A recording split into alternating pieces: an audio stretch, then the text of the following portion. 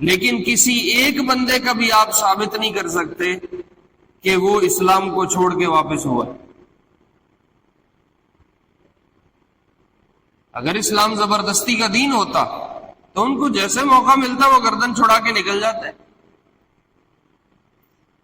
بلال حبشی کو پتھروں کی سلوں کے نیچے لٹایا ہے، انگاروں کے نیچے خباب بن الارت جیسے لوگ لیٹے ہیں، لیکن اسلام کو چھوڑنے پہ کوئی تیار نہیں۔ ایسے اپنے دین کے فدائی لوگ تھے، وہ فدا ہونے والے، مر مٹنے والے شہدائی لوگ تھے وہ، کہ کسی قیمت پہ وہ اپنا دین، اپنا ایمان چھوڑنے کو تیار نہیں تھے۔ اگر یہ زبردستی کا دین ہے تو وہ کیوں نہیں واپس ہو؟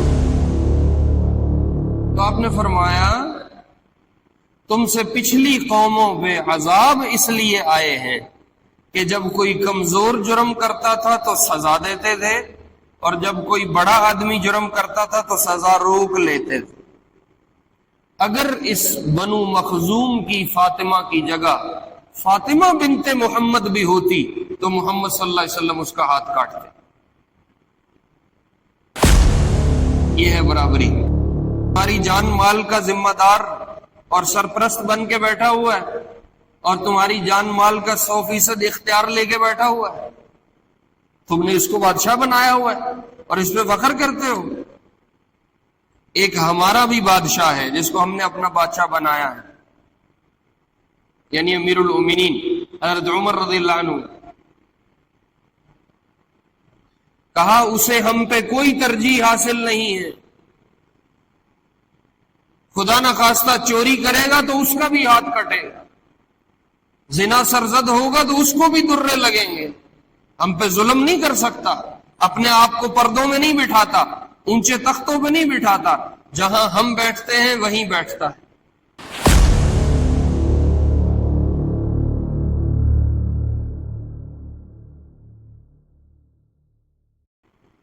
آپ نے فرمایا میں لڑنے نہیں آیا، میں خیر سگالی کے طور پہ 200 نوجوان جو ہم پہ ہماری جان پہ آئے تھے میں ان کو آزاد کر رہا ہوں، جاؤ میں نے تمہیں معاف کیا۔ یہ صرف اسلام کر سکتا ہے اور کسی مذہب میں اتنا ظرف نہیں۔ چونکہ اب ہم تمہاری حفاظت نہیں کر سکیں گے، ہم واپس جا رہے ہیں، یہ اپنا ٹیکس واپس لیں۔ دنیا میں کوئی مذہب، کوئی قانون، کوئی قوم دکھاؤ جو اتنی معاملات کی صفائی رکھتی۔ تو میرے عزیزوں، میرے پیاروں، اسلام کو اللہ نے خصوصیات دی ہیں۔ مسئلہ یہ ہے کہ اب اسلام کچھ ہے اور آج کا مسلمان کچھ اور ہے۔ اس لیے علماء نے لکھا ہے، کراچی کے ایک مفتی صاحب ہیں، انتقال فرما گئے رحمہ اللہ، وہ فرمایا کرتے تھے، میں نے خود اپنے قانون سے سنا، اسلام میں کافروں کے داخل ہونے کا سب سے بڑا اگر کوئی رکاوٹ اور مانع ہے تو وہ خود مسلمان ہے۔ صلی علیک اللہ صلواتا دائما فالعز والفوز لیس الا فیک۔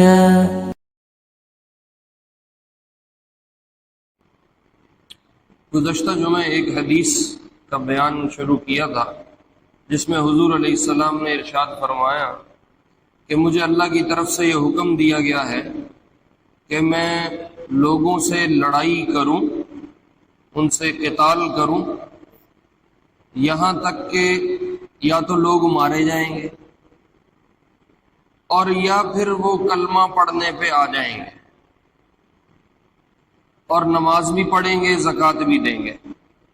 اگر وہ یہ کام کرتے ہیں تو جان بچے گی، اگر نہیں کرتے تو وہ مارے جائیں گے، اور مجھے حکم ہے کہ میں ان سے لڑائی کروں اور ان کو قتل کروں۔ یہ حدیث اور اس طرح کی اور کچھ احادیث ہیں جن سے اسلام دشمن لوگوں کو یہ موقع مل جاتا ہے کہ وہ اسلام پہ کیچڑ اچھالنے میں، پروپیگنڈا کرنے میں، اسلام کو ایک زبردستی کا دین ثابت کرنے میں، وہ پھر مختلف اپنی کوششیں کرتے ہیں۔ کچھ آیات بھی ہیں اس طرح کی، پچھلے جمعے میں نے اس کی کافی تفصیل ذکر کی ہے کہ کہیں مشرک مل جائے اس کو پکڑ لو، اس کو باندھ لو، اس کو قتل کر دو، اس طرح کی آیات بھی. تو اس کے پیچھے ایک پورا پس منظر ہے. جب تک وہ سامنے نہ ہو اور باقی روایات اور آیات سامنے نہ ہوں تب تک مضمون پورا سامنے نہیں ہے تو فیصلہ کرنا ممکن نہیں.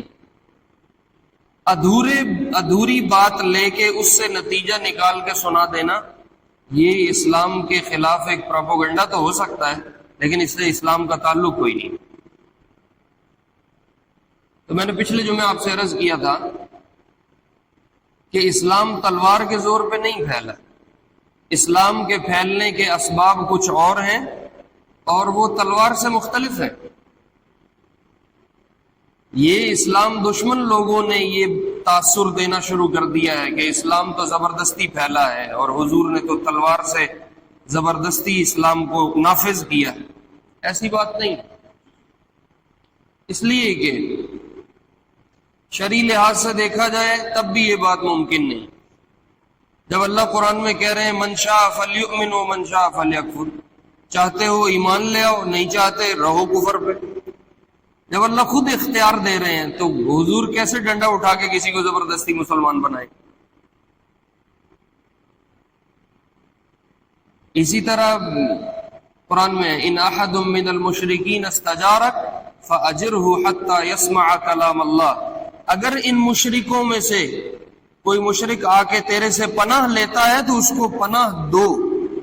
یہاں آنا چاہیے تھا اس کو زبردستی مسلمان کرو یا اس کی گردن اڑاؤ، نہیں، ایسا نہیں کہا. کہا اس کو پناہ دو حتی یسمع کلام اللہ، یہاں تک کہ وہ اللہ کے کلام کو سنے اپنے کانوں سے اور صحیح بات، صحیح نتیجے تک وہ پہنچ جائے. اور اگر وہ مشرک اللہ کا کلام سننے کے بعد بھی ایمان نہیں لاتا تو پھر بھی اللہ نے یہ نہیں کہا اس کی گردن مارو. پھر اللہ نے فرمایا ثم ابلغہ مأمنہ، اس کو اس کی امن والی جگہ پہ چھوڑ کے آنا بھی تمہاری ذمہ داری ہے، اس کی حفاظت کرو، اور جہاں وہ اطمینان سے رہ سکتا ہے اس کو وہاں چھوڑ آؤ، یہاں تک کہ اپنے اختیار سے وہ ایمان لے کے آئے.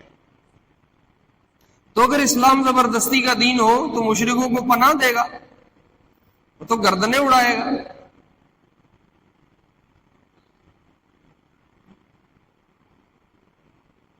اور عقلی لحاظ سے بھی یہ بات ممکن نہیں ہے، عقل بھی اس چیز کو تسلیم نہیں کرتی.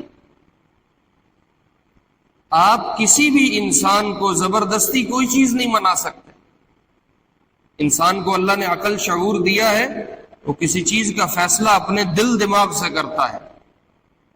آپ زبردستی اس کو کنٹرول نہیں کر سکتے. ڈنڈے کے زور پہ آپ اس کو کچھ دن تک چلا سکتے ہو، لیکن آپ اس کو کسی زبردستی پہ قائم نہیں رکھ سکتے. اس کو جب موقع ملے گا وہ زبردستی سے سر چھڑا جائے گا.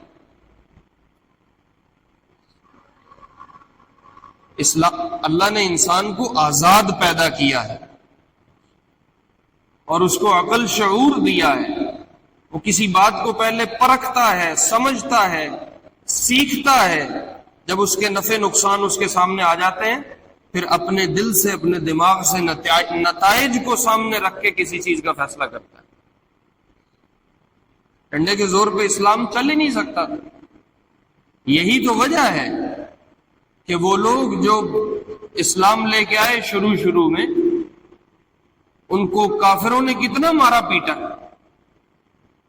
مکے والوں نے، مشرکوں نے، لیکن کسی ایک بندے کا بھی آپ ثابت نہیں کر سکتے کہ وہ اسلام کو چھوڑ کے واپس ہوا. اگر اسلام زبردستی کا دین ہوتا تو ان کو جیسے موقع ملتا وہ گردن چھڑا کے نکل جاتے. بلال حبشی کو پتھروں کی سلوں کے نیچے لٹایا ہے، انگاروں کے نیچے خباب بن الارت جیسے لوگ لیٹے ہیں، لیکن اسلام کو چھوڑنے پہ کوئی تیار نہیں.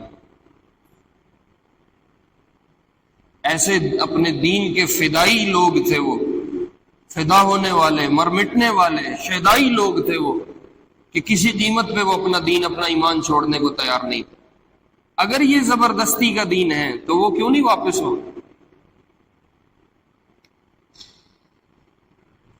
اور تاریخی لحاظ سے بھی یہ بات قابل قبول نہیں ہے کہ اسلام زبردستی کا دین ہے اور تلوار کے زور پہ پھیلا ہے۔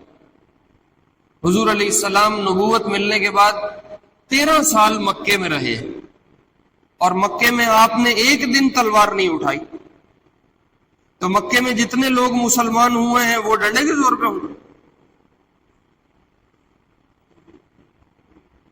پھر آپ ہجرت کر کے مدینہ آئے، غزوہ بدر ہو رہا ہے ہجرت کے دوسرے سال۔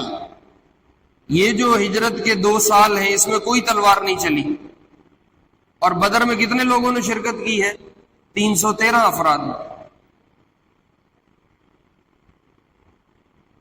اس سے اگلے سال احد ہو رہی، احد میں مسلمانوں کی تعداد 1000 ہے، یا چلو آپ مان لو اس میں کچھ منافق تھے، 700 مسلمان بالکل مخلص تھے۔ یہ تعداد دگنی ہے بدر سے۔ اس بدر اور احد کے درمیان آپ نے کون سی تلوار چلائی کہ 313 سے 700 کی تعداد بن گئی؟ پھر آپ احد سے آگے خندق میں گئے ہیں، غزوہ خندق میں مسلمانوں کی تعداد 3000 ہے، ڈبل سے بھی زیادہ ہے۔ کون سی تلوار چلائی؟ صلح حدیبیہ ہے،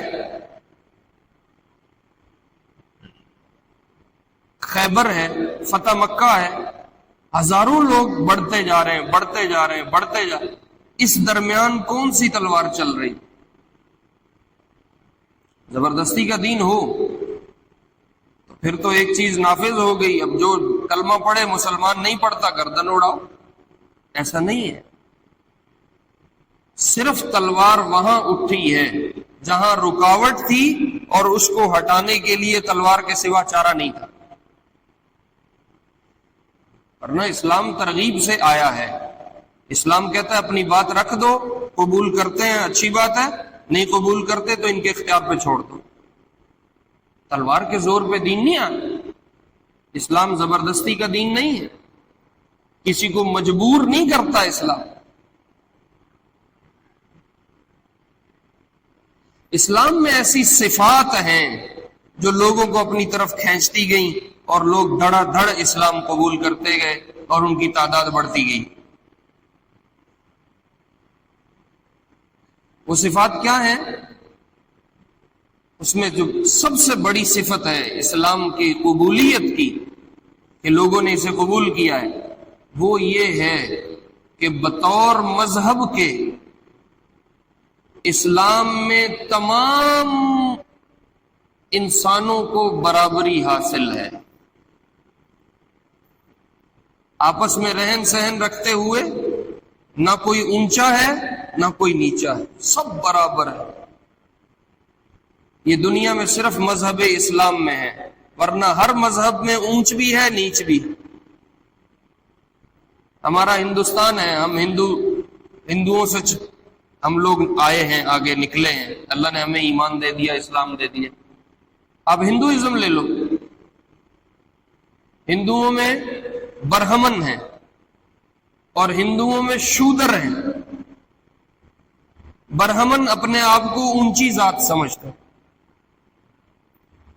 اور شودروں کو وہ اپنے سے بہت نیچا سمجھتے ہیں۔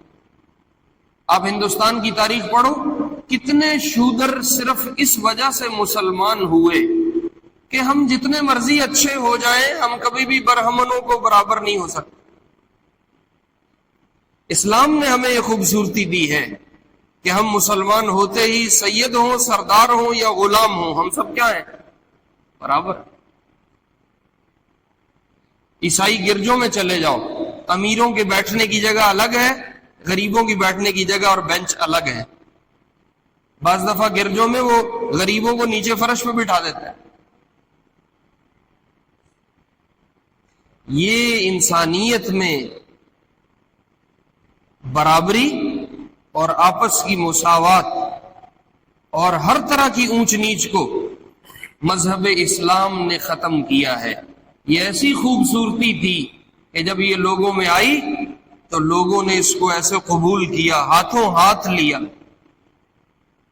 کہ غلام ہونے کے باوجود وہ سیدنا بلال ہے رضی اللہ عنہ،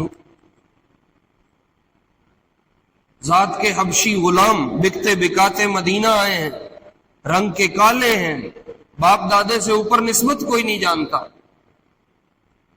بکتے بکاتے مدینہ پہنچ رہے ہیں، لیکن اسلام نے ایسا کمال دیا ہے کہ آپ نے فتح مکہ پہ بلال کو کعبے کی چھت پہ چڑھا کے کہا اذان دو،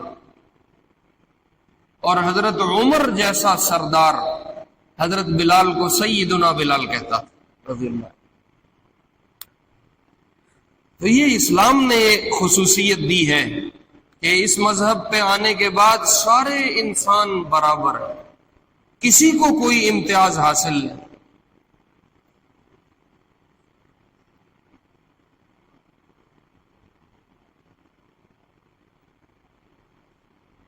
آپ علیہ السلام کے سامنے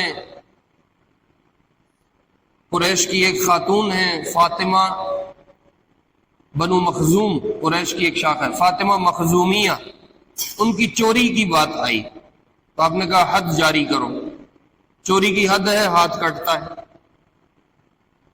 تو بنو مخزوم والوں نے سفارشیں تلاش کر کے حضور کو سفارش کروائی، بھی ہاتھ نہ کٹو، اور کوئی سزا دے لو کہ ہاتھ کٹے گا تو ہمارے پورے خاندان کی ناک کٹ جائے۔ تو آپ نے فرمایا تم سے پچھلی قوموں پہ عذاب اس لیے آئے ہیں کہ جب کوئی کمزور جرم کرتا تھا تو سزا دیتے تھے، اور جب کوئی بڑا آدمی جرم کرتا تھا تو سزا روک لیتے تھے۔ اگر اس بنو مخزوم کی فاطمہ کی جگہ فاطمہ بنت محمد بھی ہوتی تو محمد صلی اللہ علیہ وسلم اس کا ہاتھ کاٹتے۔ یہ ہے برابری، یہ صرف اسلام نے دی ہے، دنیا میں کوئی مذہب اس طرح کی برابری ثابت نہیں کر سکتا اپنی۔ دوسری خصوصیت یہ ہے کہ جیسے ذات میں برابری ہے ایسے قانون میں بھی سب کے لیے برابری ہے۔ غریب کو بھی وہی انصاف ملے گا جو امیر کو ملے، اپنوں کو جو انصاف دیا جائے گا پرایوں کو بھی وہی انصاف دیا جائے گا۔ انسانوں کو جب یہ اختیار اور یہ امتیاز حاصل ہو جائے کہ سب کی برابر سنی جائے تو وہ ایسے قانون کو، ایسے مذہب کو ہاتھوں ہاتھ لیتے ہیں۔ ہمارے ملک کا سب سے بڑا مسئلہ یہ ہے، افسران وزراء اپنے آپ کو قانون سے بالا تر سمجھتا ہے، وہ طبقہ اپنے آپ کو اوپر سمجھتا ہے، اور عوام پہ سارے قانون نافذ ہوتے ہیں۔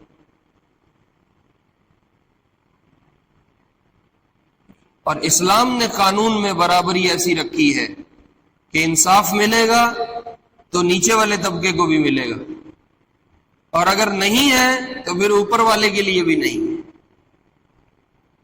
حضرت علی رضی اللہ عنہ کے زمانے میں، حضرت علی کے دور خلافت میں، یعنی خود خلیفہ ہیں، خود امیر المؤمنین ہیں، حضرت علی کی زرہ چوری ہوگی۔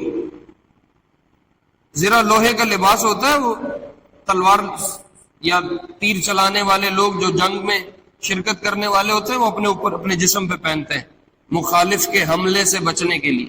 تو حضرت علی کی وہ زرہ تھی، وہ چوری ہو گئی۔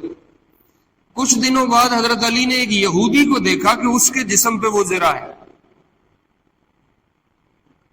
تو اگر زبردستی کا دین ہو تو خود امیر المومنین ہیں، لوگوں کو بلا کے کہ پکڑو اس کو، باندھو اسے، اس کی گردن اڑاؤ، اس نے یہ چوریاں کرتا نہیں۔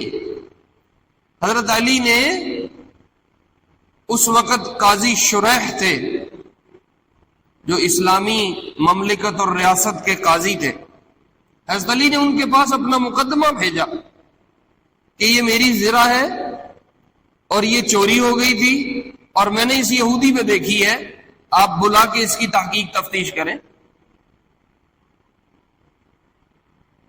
قاضی شریح نے یہودی کو طلب کیا۔ اب چونکہ حضرت علی دعوے دار تھے تو گواہ پیش کرنے پڑ گئے۔ حضرت علی نے گواہ کے طور پہ اپنے بیٹے حسن کو بھیجا اور اپنے ایک غلام کو بھیجا، دو گواہ بھیجے۔ کہ جاؤ جا کے میری گواہی دو کہ یہ زرہ میری ہے۔ قاضی شریح عدالت لے کے بیٹھے، سارا قضیہ سنا، کہا گواہ کدھر ہیں؟ تو حضرت حسن کھڑے ہوئے، جی ایک میں گواہ ہوں، یہ میرے والد کے غلام ہیں، دوسرے یہ گواہ ہیں۔ ہم اس بات کی گواہی دیتے ہیں کہ یہ زرہ ہمارے والد علی کی ہے، یہ اس یہودی کی نہیں ہے۔ اب قاضی شریح جانتے ہیں کہ علی جھوٹ نہیں بول رہے، جانتے ہیں کہ حسن جھوٹ نہیں بول رہے، لیکن اسلام میں قانون ہے کہ باپ کے حق میں بیٹے کی گواہی قبول نہیں ہوتی، اور آقا کے حق میں غلام کی گواہی قبول نہیں ہوتی۔ اور یہ جو دونوں گواہ آئے بیٹھے ہیں، ایک بیٹا ہے ایک غلام ہے، تو قاضی شریح نے کہا ہم یہ دو گواہ قبول نہیں کرتے، اس لیے ہم فیصلہ یہودی کے حق میں دیں گے، زرہ آپ کو نہیں ملے گی۔ امیر المومنین کے خلاف وقت کی عدالت نے فیصلہ دے دیا۔ کوئی قاضی شریح کو پکڑے کہ بھائی تو علی جھوٹ بول رہے ہیں، نعوذ باللہ، حسن جھوٹ بول رہے ہیں،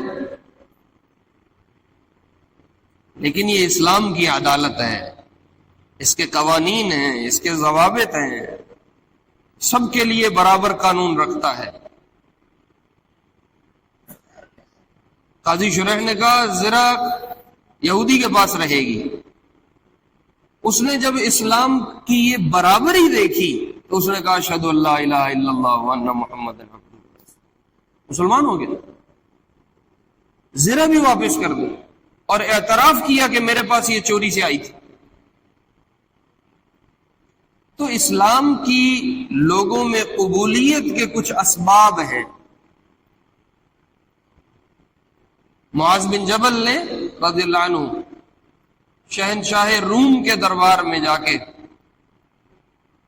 دیکھا جب کہ اتنا بادشاہ کا پروٹوکول ہے اور تاج و تخت ہے اور نوکر چاکر ہیں اور ایک بڑا دبدبہ ہے، اور وہ اوپر تخت پہ بیٹھا ہے اور رعایا نیچے بیٹھی ہے اور وہ سجدے کر رہا ہے، اور کوئی، تو معاذ بن جبل نے لوگوں سے کہا، عیسائیوں سے کہا تمہیں اس شہنشاہ پہ فخر ہے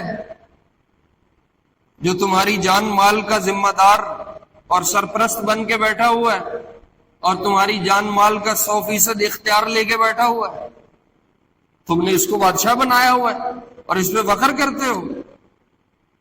ایک ہمارا بھی بادشاہ ہے جس کو ہم نے اپنا بادشاہ بنایا ہے، یعنی امیر المومنین حضرت عمر رضی اللہ عنہ۔ کہا اسے ہم پہ کوئی ترجیح حاصل نہیں ہے،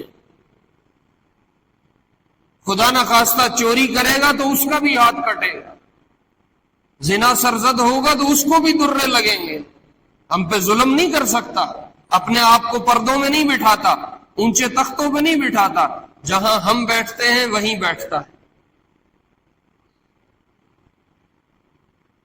یہ برابری اسلام دیتا ہے، یہ اور کسی مذہب میں آپ کو نہیں ملے گی۔ اسلام اس لیے قبول ہو گیا لوگوں میں اور ہاتھوں ہاتھ گیا کہ اسلام نے اپنی خصوصیات ایسی رکھی ہیں کہ وہ اور کسی مذہب میں نہیں ملی لوگوں۔ کردار کے خوبصورت، اسلام سب سے پہلے جو کام کرتا ہے کسی انسان پہ آ کے اس کے کردار کو خوبصورت بناتا۔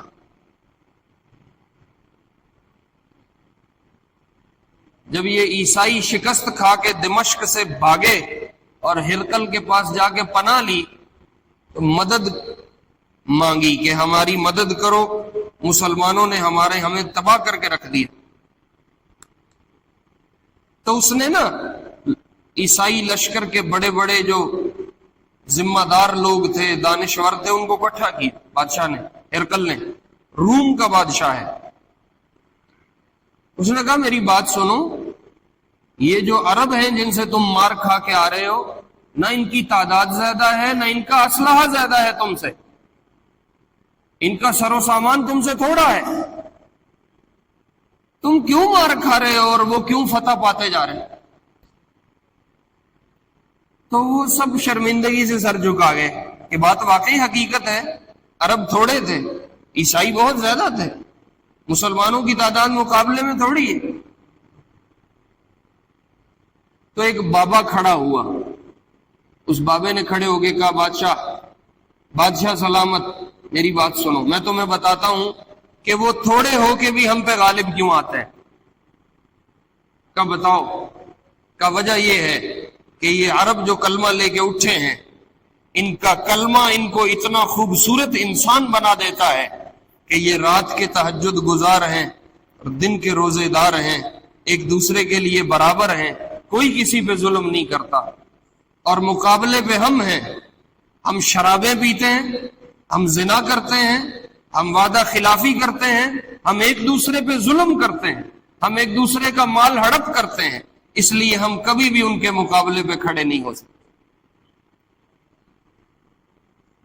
اسلام کردار بناتا ہے، اسلام واقعی انسان کو انسان بناتا ہے، اس لیے لوگ اس کو ہاتھوں ہاتھ لیتے ہیں اور قبول کرتے ہیں۔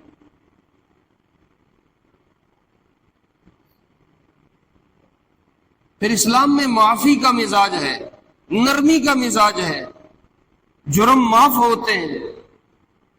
ایک آدمی کو اگر یہ ڈر ہے کہ میرا جرم معاف نہیں ہوگا، وہ کبھی بھی دائرہ اسلام میں داخل نہیں ہوگا۔ آپ نے معافیاں دیں سر عام، فتح مکہ کر کے فرمایا ابو سفیان کے گھر داخل ہو جاؤ تمہیں امن ہے۔ صلح حدیبیہ پہ آئے بیٹھے، کافروں نے روک لیا، نہیں عمرہ کرنے دیں گے۔ آپ نے حضرت عثمان کو بھیجا، جاؤ بات کرو جا کے ان کے ساتھ کہ ہمیں عمرہ کرنے دیں، ہم لڑنے نہیں آئے۔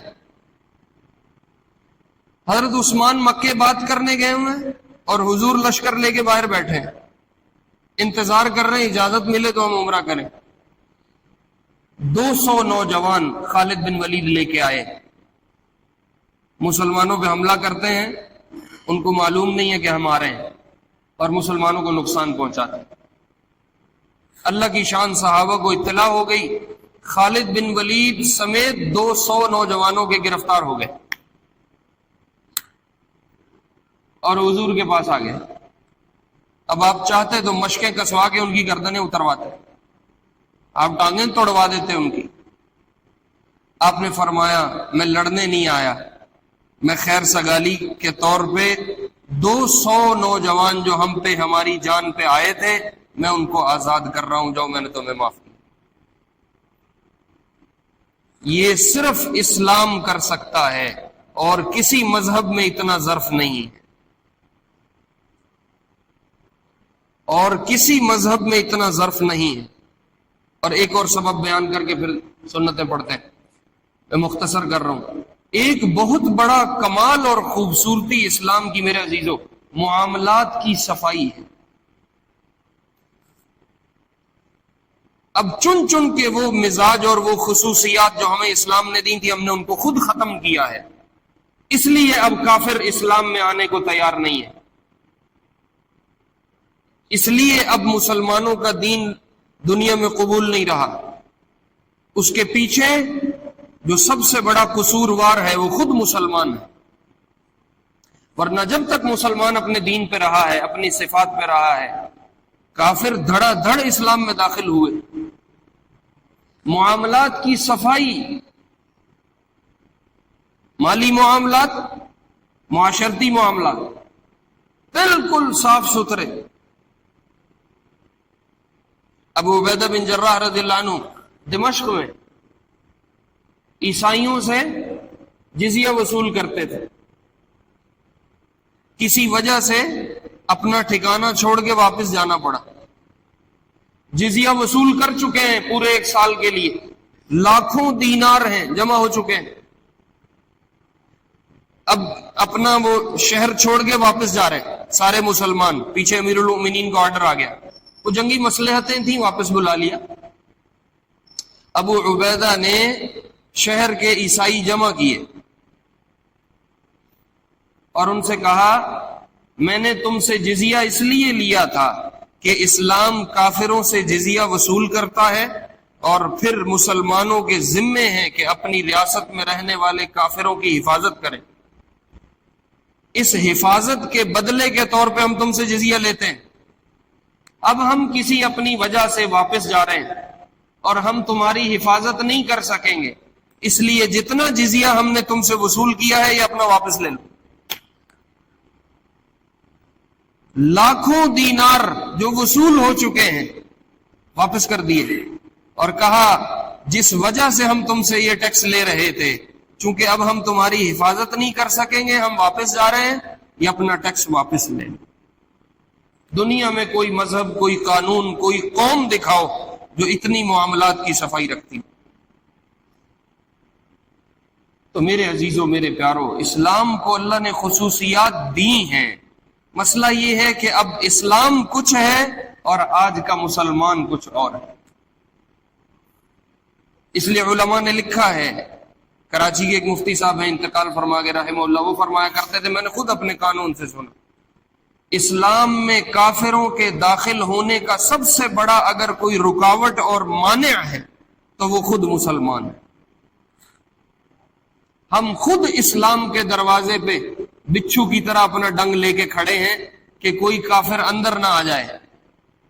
جو آئے گا ہم خود اوپر ڈستے ہیں. ہماری زندگی میں جھوٹ ہے، رشوت ہے، بددیانتی ہے، دو نمبری ہے، دھوکہ فریب فراڈ ہے، بے حیائی ہے. وہ صفات، وہ خوبصورتیاں جو ہمیں ہمارے دین نے دی تھی آج کے مسلمان میں نہیں ہے. نتیجہ یہ ہے کہ کافر اسلام میں آنے کو تیار نہیں. آج اگر مسلمان اپنی ان صفات پہ واپس چلے جائیں اور جو دین نے خصوصیات دی تھی ان پہ واپس آ جائیں، اسلام سے زیادہ پھیلنے والا دنیا میں اور کوئی مذہب نہیں ہوگا. باوجود اپنی کمیوں کے، باوجود اپنی زیادتیوں کے، آج بھی یورپ اور مغرب میں اگر کوئی مذہب سب سے زیادہ پھیل رہا ہے تو وہ یہ اسلام ہے. سارے تجزیے اٹھا کے دیکھ لو، ساری رپورٹس اٹھا کے دیکھ لو. حالانکہ مسلمان ابھی اپنے عمل میں کمزور ہے.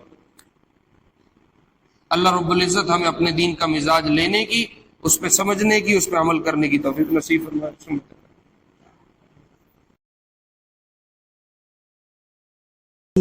صلى عليك الله صلواتا دائما فالعز والفوز ليس إلا فيك.